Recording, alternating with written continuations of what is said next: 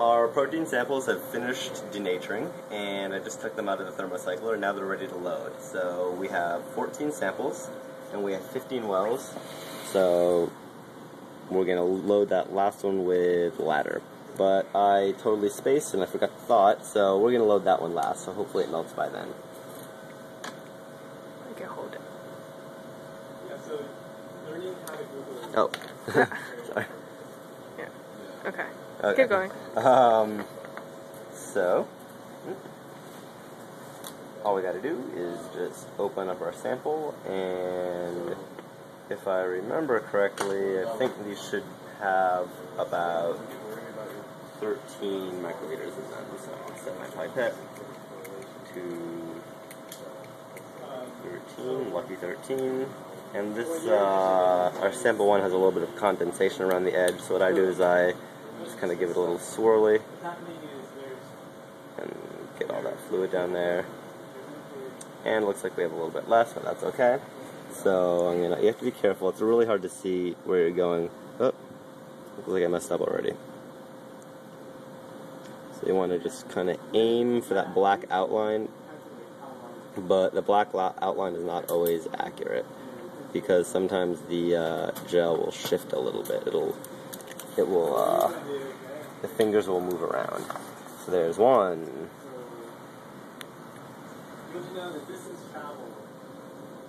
There's two.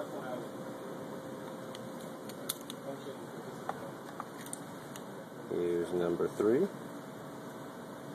And you want to try to avoid bubbles. You can see I have a bubble in here because you're going to see what happens is when I eject with the bubbles, they shoot up and sometimes they drag a bunch of your protein up with them.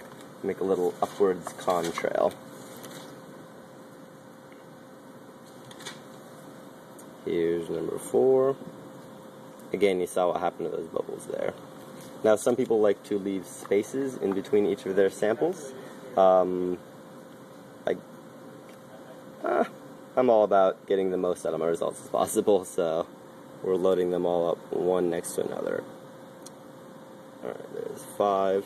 So the reason why some people like to leave spaces is because if they don't know what the concentration of the protein is, and they have an overloaded sample, that sample may bleed over into the next well and affect how that sample runs. But I think that will be okay in this case. I guess we'll find out when we see the gel. So here's sample 1. This is just our Cree, so we're running about 2 microliters of that Cree. And that should be an empty lane. Now we're running about 2 microliters of our first alpha body. This is the set number 2. The first 5 that we did was all 1 microliter samples, and now we're doing 2 microliter samples. So here's 2 microliters of alpha body number 2.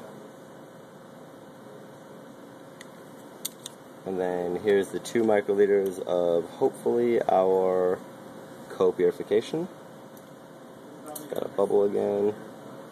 So if there's ever a bubble, what I try to do is I just slow down when I'm pipetting, and then it doesn't give a chance for the bubble to drag up a bunch of the media.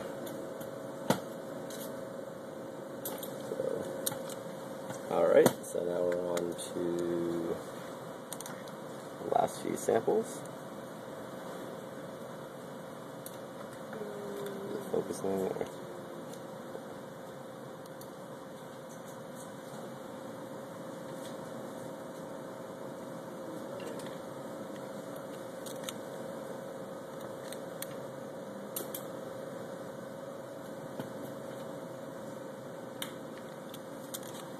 Alright, and then we got 2 more, and then we're going to be doing our ladder.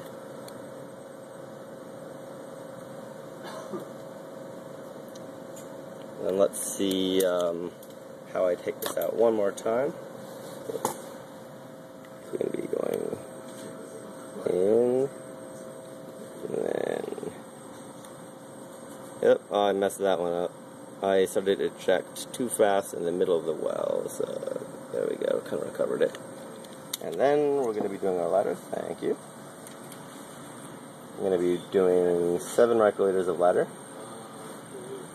I'm going to change that, open it up, it smells really bad. Ooh, smells awful. I think that's DTT in there. And this is pre-made, ready to go, courtesy of Biorad.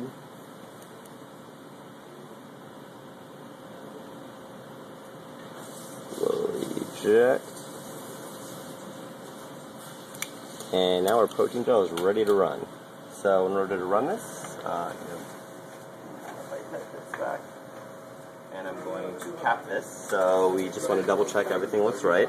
So we have our black is to black, red is to red, and then we want to have that same pattern here. So we're going to have red to red, black to black. Put that on. Untangle the cords, plug it in, and you want to have red to red, black to black. If I was to put it in like this, the currents would be reversed, and that would just be no good. So red to red, black to black. Then I'm going to select my voltage. We're already at volt. That's milliamps. That's time. So right now we're going to go to volts, and we're going to go up to 125. And we're going to set our timer for 30 minutes for right now. And then we'll see where that is in a little bit. So then all you have to do is hit run and look at the volts, look at the milliamps, timer, volts. I'm going to leave it on timing. And now if you come over here, it may be a little bit hard to see, but you're just going to have to trust me on this one.